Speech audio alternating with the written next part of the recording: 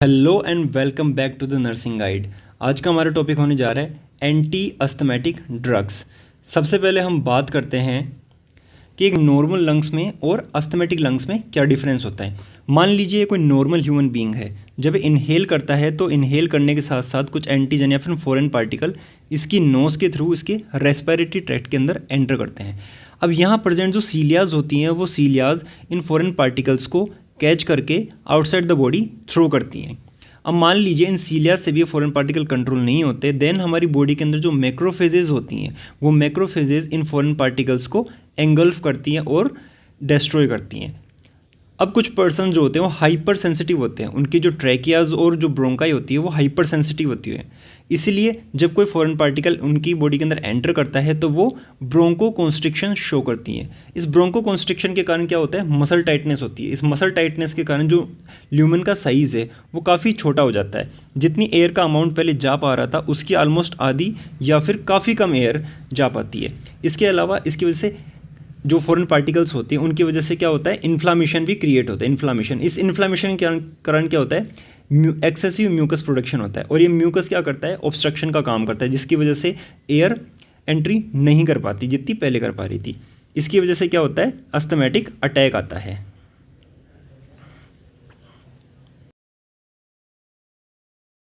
ये कोई एंटीजन है, जब ये हमारी बॉडी में एंटर करता है तो इससे हमारी बॉडी के अंदर प्रेजेंट आईजीई एंटीबॉडी जो कि मास्ट सेल से अटैच होती है, वो इसे डिटेक्ट करती हैं और एंटीजन एंटीबॉडी कॉम्प्लेक्स बनाती हैं। अब इस एंटीजन एंटीबॉडी कॉम्प्लेक्स बनने के बाद जो मास्ट सेल होती है वो डीग्रेनुलेशन करती है, यानी कि बस्ट होती है, फट जाती है और इसमें से जो ल्यूकोट्रिन्स होते हैं और जो हिस्टामाइंस होते हैं वो रिलीज होते हैं। ये ल्यूकोट्रिन्स रिलीज होकर ल्यूकोट्रिन रिसेप्टर से बाइंड होते हैं और ब्रोंको कॉन्स्ट्रिक्शन कोज करते हैं। अब इस पूरी रिएक्शन के अंदर अगर हम किसी एक भी स्टेप को स्टॉप कर देते हैं तो नेक्स्ट स्टेप अपने आप रुक जाती है। इसीलिए हम डिफरेंट टाइप की ड्रग्स का यूज़ करते हैं। इनमें सबसे पहले आती है ओमालिजुमैब, जो कि क्या होती है, एंटी आईजीई एंटीबॉडी, यानी कि एक एंटी आईजीई एंटीबॉडी होती है। एंटीबॉडी के अगेंस्ट हम एंटीबॉडी देते हैं, इसका नाम क्या है, ओमालिजुमैब, जो कि इसको रोकती है, इस प्रोसेस को। फिर आती है मास्ट सेल स्टेबलाइजर, जो कि क्या करते हैं, इस मास्ट सेल को स्टेबलाइज करते हैं। फिर नेक्स्ट आता है ल्यूकोट्रिन सिंथेसिस इनहिबिटर, जो कि ल्यूकोट्रिन सिंथेसिस को रोकते हैं। और लास्ट में आते हैं ब्रोंकोडायलेटर्स का काम क्या होता है, ब्रोंको डायलेशन करना। अब ये जो ऊपर की 3-4 ड्रग हैं ये क्या करती हैं, प्रोफाइलैक्सिस के लिए, यानी कि डिजीज़ के शो होने से पहले या फिर सिम्टम्स के शो होने से पहले जिनको हम रोकते हैं उसे क्या बोलते हैं, प्रोफाइलैक्सिस। और अगर ट्रीटमेंट करना है तो ट्रीटमेंट के लिए अपन क्या करेंगे, ब्रोंकोडायलेटर्स का यूज़ करेंगे। हम बात करने जा रहे हैं classification of anti asthmatic drugs की, जिनमें सबसे पहले आता है bronchodilators, then corticosteroid, then leukotriene receptor antagonist, then mast cell stabilizer और लास्ट में एंटी आईजीई एंटीबॉडी। अब हमने पहले भी डिस्कस किया है, जो ब्रोंकोडायलेटर्स होते हैं वो ट्रीटमेंट के लिए यूज़ में आते हैं और बाकी की जो 4 दवाइयाँ हैं वो प्रोफाइलैक्सिस के लिए यूज़ में आती हैं। अब इन ब्रोंकोडायलेटर्स को 3 पार्ट्स में डिवाइड किया गया है। सबसे पहले सिम्पैथोमाइमेटिक, देन मिथाइलजेंथिन और एंटीकोलिनर्जिक। अब हम बात करते हैं किसकी, सिम्पैथोमाइमेटिक ड्रग्स की। सिम्पैथोमाइमेटिक ड्रग्स का मतलब होता है ऐसी ड्रग्स जो कि हमारे सिंपैथेटिक सिस्टम को मिमिक करें। अब हमारे सिंपैथेटिक सिस्टम का क्या काम होता है, ये एक्टिव होता है 3F की कंडीशन में, यानी कि फियर, फाइट और फ्लाइट की कंडीशन में। So when we feel fear, हमारे हार्ट को उस टाइम क्या क्या नीड होती है, सबसे पहले तो हमारे हार्ट को काफ़ी ज़्यादा ब्लड सप्लाई की नीड होती है, देन उसके बाद काफ़ी ज़्यादा ऑक्सीजन सप्लाई की नीड होती है। तो हमारी बॉडी इस ब्लड सप्लाई को बढ़ाने के लिए क्या करती है, हमारे ब्लड प्रेशर को बढ़ाती है और ऑक्सीजन सप्लाई को बढ़ाने के लिए क्या करती है, ब्रोंकोडायलेशन कोज करती है। अब ये सिम्पैथोमाइमेटिक ड्रग्स क्या क्या काम कर रही हैं, ये हमारे बीपी को भी बढ़ा रही हैं और ब्रोंको डायलेशन भी कोज कर रही हैं। अब जो ये ब्रोंको डायलेशन है वो हमारे अस्थमा के ट्रीटमेंट में काम में आ जाता है और जो बढ़ा हुआ बीपी है वो साइड इफ़ेक्ट शो करता है, लाइक टैकीकार्डिया और पाल्पिटेशन। नेक्स्ट हम बात करते हैं mechanism of action of bronchodilators की। तो हम सबसे पहले कौन कौन से ब्रोंकोडायलेटर्स यूज़ ले रहे हैं? सबसे पहले हम यूज़ ले रहे हैं beta 2 sympathomimetic, then methylxanthine, then anti cholinergic. अब हम बात करते हैं कि हमको ब्रोंकोडायलेटर्स की ज़रूरत क्यों पड़ रही है। इट मीन्स कि हमारी बॉडी में कुछ ऐसी चीज़ या फिर एंजाइम है जो कि ब्रोंको कॉन्स्ट्रिक्शन कोज कर रहा है, और वो एंजाइम होता है MLCK, myosin light chain kinase. ये हमारी स्मूथ मसल्स के अंदर ब्रोंको कॉन्स्ट्रिक्शन कोज कर रहा है। इट मीन्स कि हमें टोटल कुल मिला के हमें इस MLCK एंजाइम को इनहिबिट करना है, इसके अमाउंट और एफिशिएंसी को कम करना है।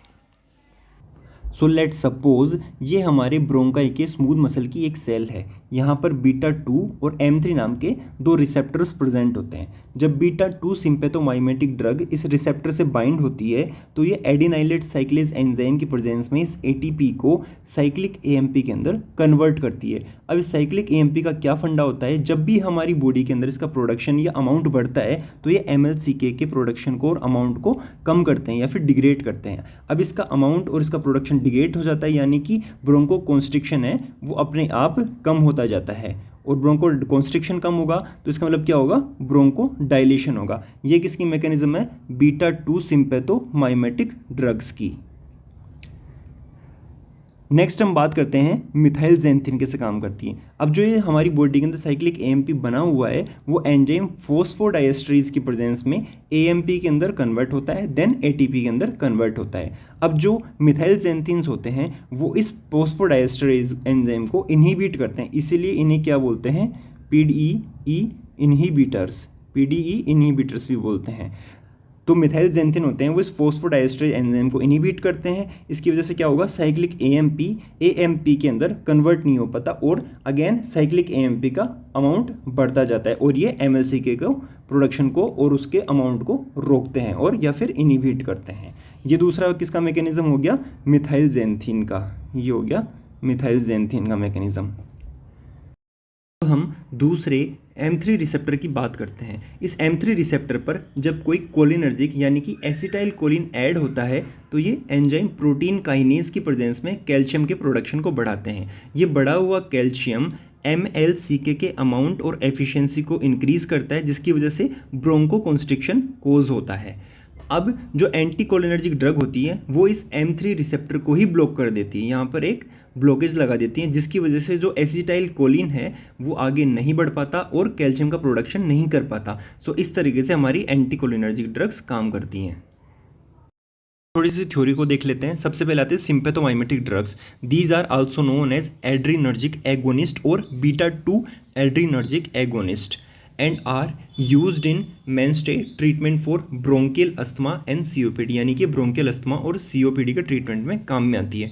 मैकेनिज्म ऑफ एक्शन हम इसका पहले ही देख चुके हैं। नेक्स्ट हम बात करते हैं इनके टाइप्स की। तो इनके टाइप्स कौन कौन से होते हैं, इनके टाइप होते हैं दो टाइप की। बीटा 2 एड्रीनर्जिक एगोनिस्ट जो होती हैं दो टाइप की होती है, एक तो शॉर्ट एक्टिंग बीटा एगोनिस्ट और लॉन्ग एक्टिंग बीटा एगोनिस्ट, जिनको अपन साबा और लावा नाम से भी जानते हैं।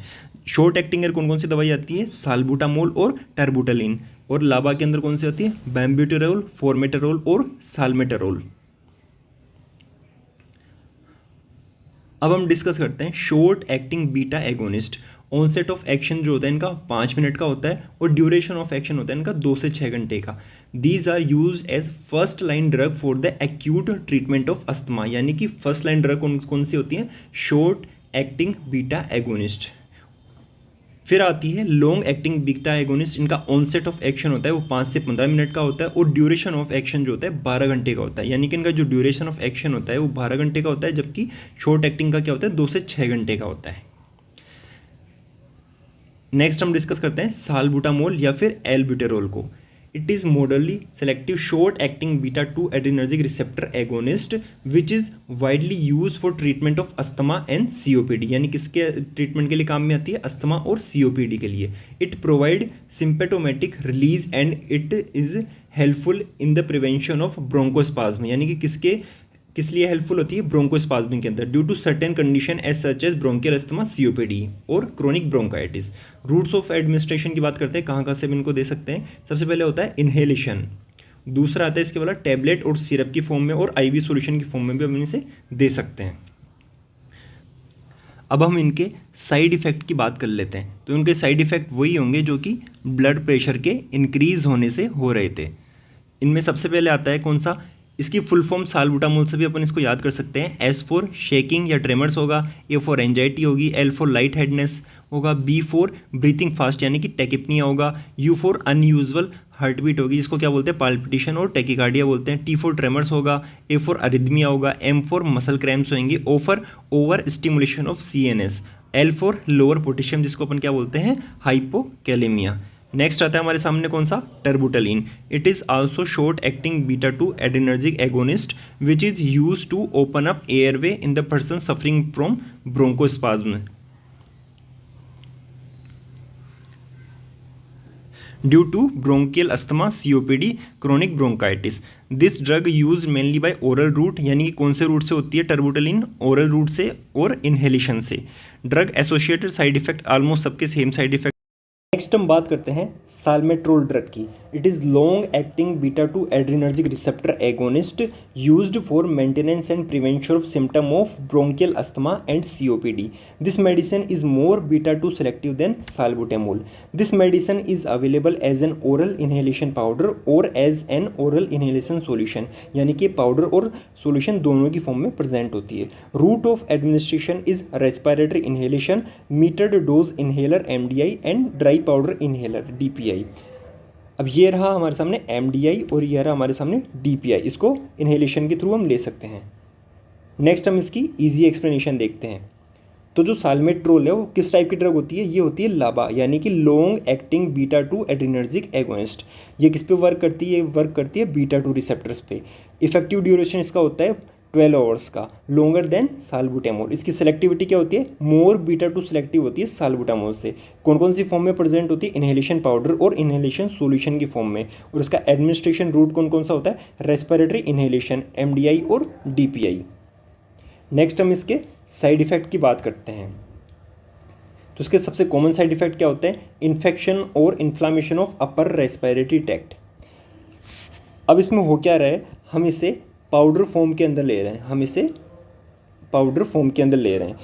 अब पाउडर फॉर्म में इनहेल कर रहे हैं, तो इनहेल करने के साथ साथ ये हमारे मुंह से होते हुए हमारे थ्रोट या गले तक भी जाता है, और गले पर जाने पर ही हमारे सामने फंगल इन्फेक्शन भी क्रिएट कर सकता है। इसको अपन क्या बोलते हैं, ओरल कैंडिडाइसिस और थ्रोट इन्फेक्शन या थ्रोट इरिटेशन। इसके साथ साथ ये डिस्निया भी करता है, हेडेक भी करता है, नोजिया वोमिटिंग भी करता है, ब्रोंकाइटिस, न्यूमोनिया और कफ भी क्रिएट कर सकता है। नेक्स्ट हम बात करते हैं फॉर्मेट्रोल की। This is a long acting selective beta 2 adrenergic receptor agonist used as bronchodilator for the treatment of symptom associated with asthma and COPD।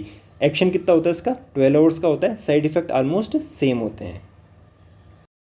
आती है मिथाइलजेंथिन। These are a class of drug that come from naturally occurring substance like coffee, tea and chocolate, यानी कि naturally किससे मिलती है हमको, coffee, tea और chocolate से। These are extensively use for the treatment of asthma associated symptoms such as shortness of breathing and wheezing, यानी कि किस में काम में आते हैं अपने सामने ये अस्थमा एसोसिएटेड सिम्टम के लिए। These are bronchodilator drugs and relax the muscle around the airway. These open up the airway and make the breathing easier. However, these medicines are less effective and less safer than beta 2 adrenergic receptor agonist. यानी कि ये कम effective होती है और कम safe होती है। इसका हमने मैकेनिज्म ऑफ एक्शन हमने पहले ही पढ़ लिया है। नेक्स्ट हम इसके ड्रग के क्लासिफिकेशन की बात करते हैं। इसमें सबसे पहले हमारे पास में कौन सी ड्रग आती है इसकी, theophylline. It is also known as one three dimethylxanthine. इसका दूसरा नाम क्या है, one three dimethylxanthine. This medicine possesses smooth muscle relax, airway dilation, diuretic and cardiac and central nervous system stimulating properties. This is used as a second line drug for the management of symptom associated with asthma and COPD. यानी कि second line drug होती है किसके लिए, asthma और COPD के लिए. This use for treatment of following condition, asthma, COPD, pre mature infant apnoea. Its elimination half-life is about 7 to 12 hours and bioavailability is almost 100% when taken orally. इसकी dose और root क्या होती है, 100 to 300 mg 3 time in a day orally. Side effect इसका क्या होता है, theophylline has a narrow therapeutic window and in the patient who are taking this medicine serum theophylline level must be monitored regularly for preventing drug toxicity. अब हम इसे एक easy explanation के through समझते हैं। थियोफेलिन ड्रग्स कौन सी क्लास के अंदर आती है? वो आती है मिथाइलजेंथिन के अंदर। इसका एक्शन कौन सा होता है? ओपन एयरवे यानी कि ब्रोंकोडायलेशन करती हैं और मसल को रिलैक्स करती हैं। इसका एक्स्ट्रा एक्शन कौन कौन से होते हैं? ये डायूरेटिक प्रॉपर्टी भी शो करती हैं और ब्रेन और हार्ट को स्टिमुलेट भी करती हैं। इसका यूज़ क्या होती है? ये सेकेंड लाइन ड्रग होती है किसके लिए? अस्थमा और सीओपीडी के लिए। इसकी हाफ लाइफ होती है 7 to 12 आवर्स और बायो अवेलेबिलिटी कितनी होती है? 100% जब इसे ओरली लेते हैं। अब इसके साइड इफेक्ट की हम बात करते हैं तो साइड इफेक्ट में क्या बता रहा है कि इसका लो थेरेपेटिक इंडेक्स होता है। इसका मतलब क्या होता है? There is a small gap between the effective dose and the toxic dose, यानी कि थोड़ी सी भी ज़्यादा जो डोज होती है वो डेंजरस हो सकती है, यानी कि वो टॉक्सिक हो सकती है। अब इसके कॉमन साइड इफेक्ट की बात करते हैं तो कौन कौन से होते हैं? Headache, nausea, irritability, insomnia, dizziness और डायरिया। अब इसके कॉन्ट्रा इंडिकेशन की बात करते हैं, कौन कौन से कंडीशन में कॉन्ट्रा इंडिकेटेड होती हैं? Presence of hypersensitivity to xanthin derivative, presence of coronary artery disease. It should be used cautiously in the patient with liver cirrhosis, cystic fibrosis, peptic ulcer disease or seizure. अब कौन कौन से Contra indication की बात हो रही है? Liver cirrhosis. Liver cirrhosis में क्यों कॉन्ट्रा इंडिकेट है? क्योंकि ये मेटाबॉलिज्म को स्लो करती है और ज़्यादा साइड इफेक्ट शो करती है। सिस्टिक फाइब्रोसिस के अंदर क्या करती है? Cystic fibrosis speed up the metabolism, breakdown of many drug including theophylline, यानी कि थियोफेलिन का जो मेटाबॉलिज्म है उसको स्पीड अप करता है। पेप्टिक अल्सर डिजीज़ के अंदर क्या करती है? ये अल्सर्स को और भी ज़्यादा बढ़ाती है। हार्ट डिजीज़ यानी कोरोनरी आर्टरी डिजीज़ के अंदर क्या करती है? ये हार्ट को ओवर स्टिमुलेट करती है। और ज़ैंथिन एलर्जी के अंदर क्या होती है? ज़ैंथिन डेरिवेटिव होती है, इसलिए इससे हाइपर सेंसिटिविटी और एलर्जी भी क्रिएट हो सकती है। नेक्स्ट हम दूसरी ड्रग की बात करते हैं, वो है aminophylline. This bronchodilator drug is a compound of theophylline and ethylene diamine. ये किसका कंपाउंड है? थियोफाइलिन और इथाइलिन डाइएमीन। कौन से रेशो में? 2:1 में। This is administered intravenously in the patient suffering from acute asthmatic attack and when the beta two adrenergic receptor agonist are not responding. यानी कब यूज़ होती हैं? एक्यूट अस्थमेटिक अटैक में, जब beta two adrenergic receptor agonist respond नहीं कर पा रहे होते हैं। However it is shorter acting and less potent medicine than theophylline due to its highly irritating nature. This is not administered by IM or सबक्यूटेसनी root है। इसका easy explanation क्या है? ये कौन कौन से ड्रग का कंपाउंड है? यह थियोफाइलिन 2:1 और इथाइलिन डाइएमीन जो कि 2:1 के अंदर होते हैं। इथाइलिन डाइएमीन किस लिए यूज़ लेते हैं? ताकि जो थियोफाइलिन है वो डिजोल्व हो जाए वाटर के अंदर ईजीली। अभी कौन से क्लास की ड्रग होती है? ये होती है ब्रोंकोडायलेटर क्लास की। किससे यूज़ होती है? किससे मेडअप होती है? थियोफाइलिन और इथाइलिन डाइएमीन 2:1 में। इसका यूज़ कब होता है? इमरजेंसी IV ट्रीटमेंट में, सीवियर या एक्यूट अस्थमेटिक अटैक में और COPD में, जब अदर ड्रग्स फेल हो जाती हैं, जब बीटा-2 एड्रेनर्जिक ब्लॉकर्स जब फेल हो जाती है तब हम इसे यूज़ लेते हैं। और इसका रूट कौन सा होता है? IV यूज़ होता है, इंट्रावेनस। और दूसरे रूट क्यों नहीं होते? IM और सबक्यूटेनियसली, क्योंकि इंजेक्शन इन मसल और स्किन क्यों यूज़ नहीं होते? क्योंकि ये इरिटेट करती हैं, ज़्यादा इरिटेटिंग होती है। इसकी पोटेंसी क्या होती है? लेस पोटेंट होती है और शॉर्टर एक्टिंग होती है थियोफेलिन के कंपैरिजन में। नेक्स्ट मेडिकल यूजेस क्या है? ये सिम्टम रिलीव करती है अस्थमा के, एम्फाइसीमा के और ब्रोंकाइटिस के। इसकी डोज क्या है? 250 mg होती है और वो भी स्लो IV इंजेक्शन के थ्रू। अगर हम इसको ओरली लेंगे तो 400 to 600 mg पर डे से लेते हैं। नेक्स्ट हम इसके साइड इफेक्ट की बात करते हैं तो अमीनोफाइलिन 2 टाइप के साइड इफेक्ट में काम करता है। जब हम इसे अंडर 20 माइक्रोग्राम्स पर मिलीलीटर यूज़ लेते हैं और अगर हम इससे 20 माइक्रोग्राम्स पर मिलीलीटर से ज़्यादा यूज़ लेते हैं। अंडर के अंदर क्या काम करता है? वही common headache, nausea, restlessness, insomnia, irritability, nervousness, tremors और डायरेसिस करती है। और जब हम इसे ज़्यादा यूज़ में लेते हैं तो ये क्या करती है? Increase heart rate, hypotension, persistent vomiting, CNS, depression, seizures, delirium और डिसरिथमिया की कंडीशन को करती है।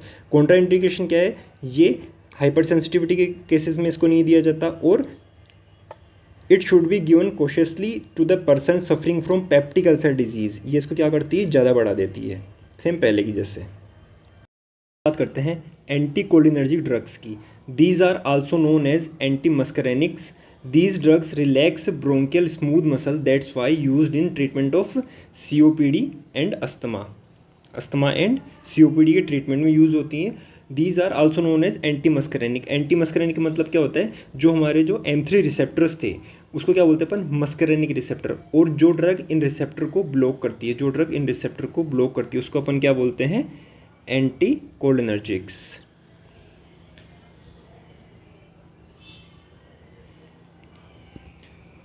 However, as a bronchodilator, efficiency of these drugs is lower than beta 2 adrenergic receptor agonist, यानी कि इनकी एफिशिएंसी जो होती है वो बीटा 2 एड्रीनर्जिक रिसेप्टर से कम होती है। For increasing efficacy these are used in combination with beta 2 agonist, यानी कि बीटा 2 एगोनिस्ट के साथ यूज होते हैं ताकि इनकी एफिशिएंसी और एफिकेसी बढ़ सके। इनका mode of action, mechanism of action हम पहले ही पढ़ चुके हैं। नेक्स्ट आता है anticholinergic use for bronchodilation. सबसे पहले आता है इसमें ipratropium bromide. It is a quaternary ammonium derivative of atropine that is use to control prevent symptom of bronchospasm such as wheezing, shortness of breathing, chest tightness. The FDA Food and Drug Administration approved indication of these drug is COPD including chronic bronchitis and emphysema.